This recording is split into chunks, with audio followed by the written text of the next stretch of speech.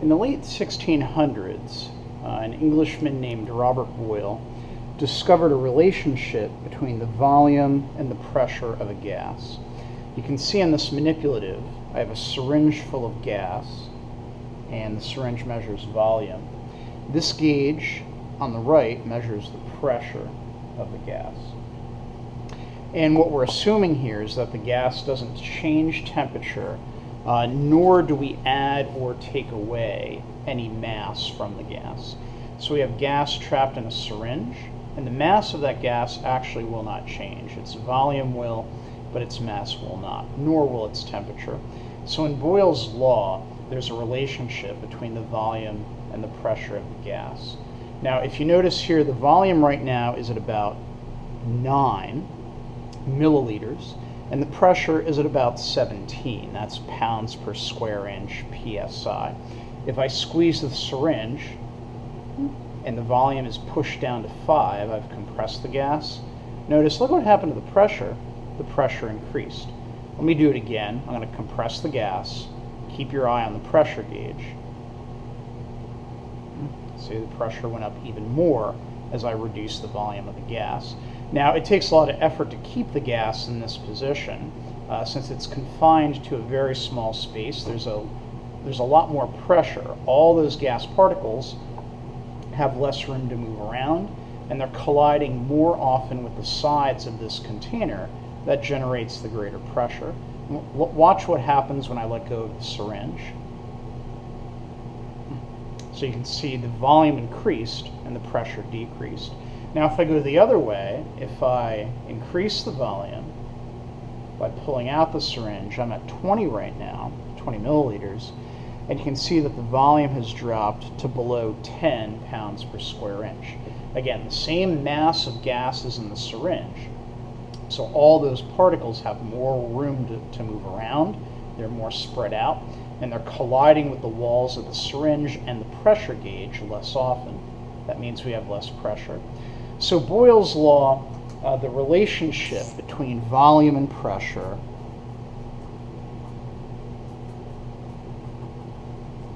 is an inverse relationship, or an indirect relationship. As one goes up, the other goes down. Now let's look at some specific numbers. If I set the volume at 10, so volume is 10 milliliters, okay, the pressure is at 15.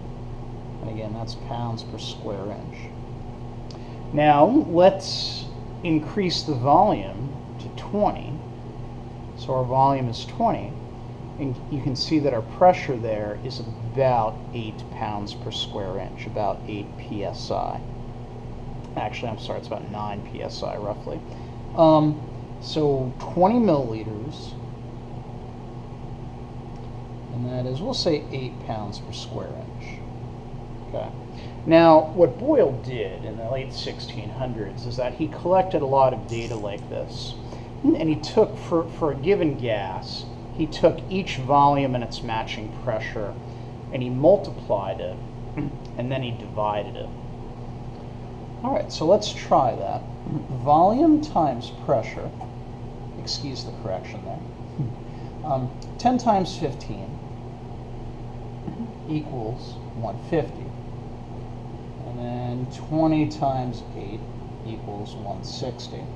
Now you might think, okay, well they're different numbers, you know, what's the big deal? Well, you know, part of that is due to the fact that our equipment probably could be a bit more precise, a bit more accurate.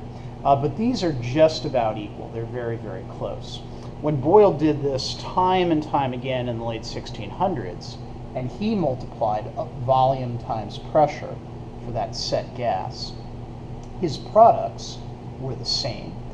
So if VP equals this, and another VP also equals about the same number, what you can say then is that V1 times P1, the first volume and the first pressure, equals the second volume times the second pressure. And that's for a given gas. So for a gas in which you're not changing the temperature and you're not changing the mass, this is true. This is Boyle's law. And that there's an indirect relationship between volume and pressure. Or mathematically, if we multiply one volume times its pressure, it's equal to a second volume for that same gas at a second pressure. That's the equation for Boyle's law. Okay, so how do we use Boyle's law? Well, again, it's volume times pressure equals volume times pressure. Now, let's imagine we have a gas with a volume of 5 liters. And the pressure of that gas, we're going to make it easy. We'll say the pressure of that gas is 2 atmospheres, 2 atm. 1 atmosphere is roughly the pressure of the Earth's atmosphere at sea level in normal conditions. So that would be twice our normal atmospheric pressure. If you've ever gone to the deep end of a pool, the pressure you feel on your eardrums is usually about 2 or 3 atmospheres of pressure, from all the water, of course. Now, let's say that for this gas, we increase the volume to 10 liters. So what we want to know then is, what will the pressure of that gas be at 10 liters? And again, we're assuming that the temperature is constant and that the mass of the gas is constant. So what you would do next then is that you would plug in your numbers. So 5 liters times 2 atmospheres, and that equals 10 liters times P2. P2 is what we're solving for. At this point then it becomes algebra. Think of P2 as being like x. And if you were solving for x, think about what you need to do to get x by itself. So we're going to start by simplifying the equation. On this side, 5 times 2 is 10, and the units there are liters times atm, and that equals 10 liters times P2. We would then divide both sides of this equation by 10 liters. 10 liters, 10 liters. Now, on this side of the equation, 10 liters cancels out. We're left with P2. Over here, liters cancel out. The 10 also cancels out, which means basically it's 10 divided by 10, or 1. So our answer here is 1 atmosphere. So if we expand the volume of this gas from 5 to 10 liters, if its starting pressure is 2 atmospheres, its ending pressure, P2, is 1 atmosphere. And this is the power of the gas laws, is that, if you know certain things about a gas, you can predict what will happen to that gas in certain situations. Okay, let's try another one. So imagine we have a gas with a volume of 3.32 liters, and the pressure, let's use millimeters. We'll say that the pressure is 500 millimeters of mercury. Now imagine that the pressure changes, and the pressure is now 6 atmospheres. We want to know, what would the volume of that gas be upon changing the pressure?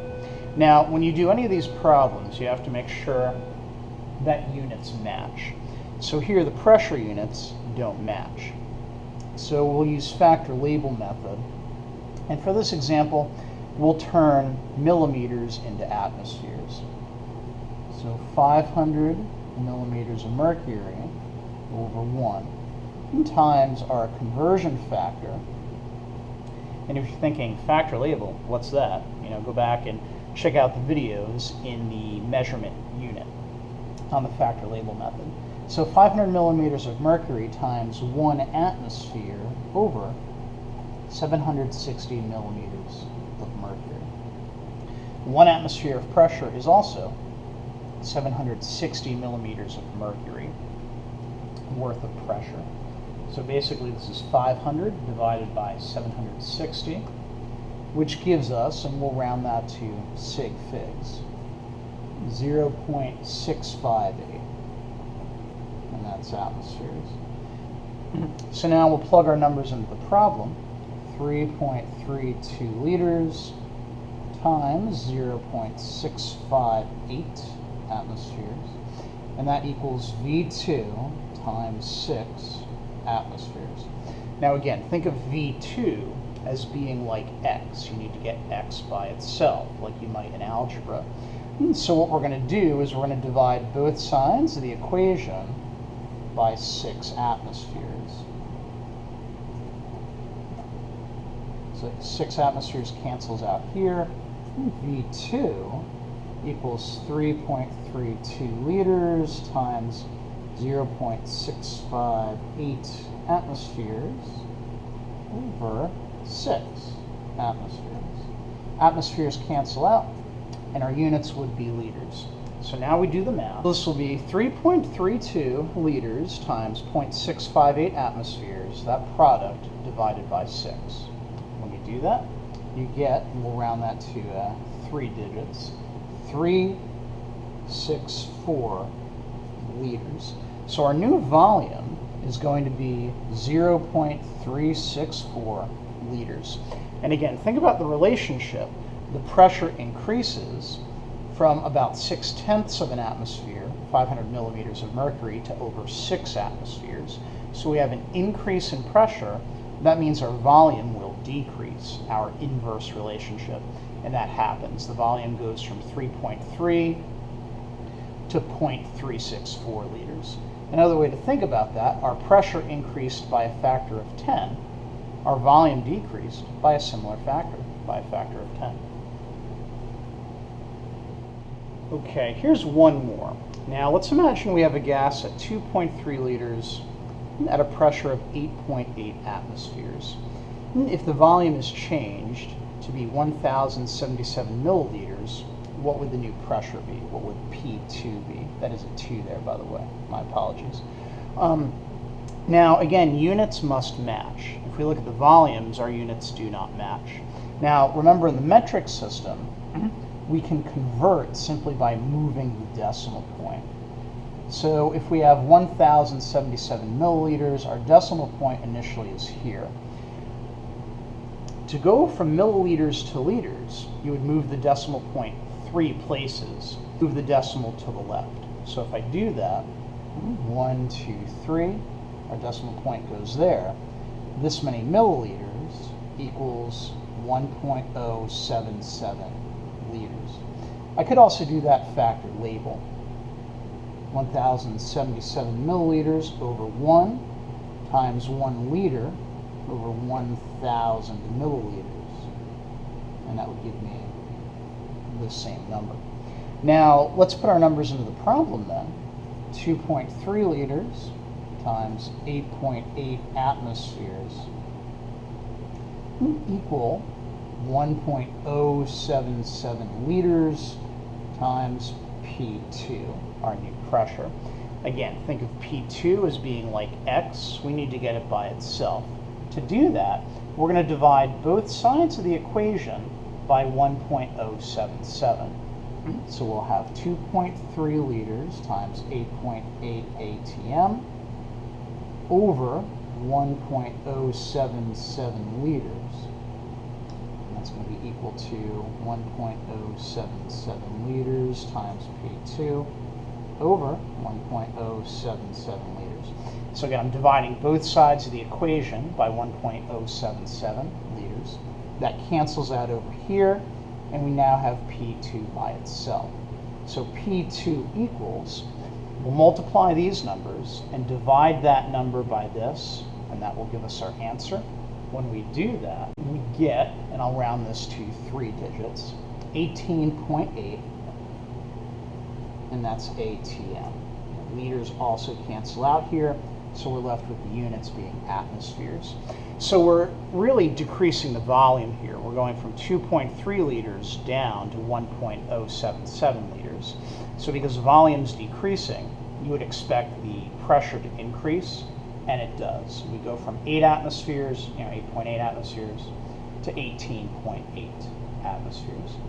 Boyle's law, again, we can use it to relate pressure and volume of a gas as long as the mass and the temperature of that gas remain unchanged.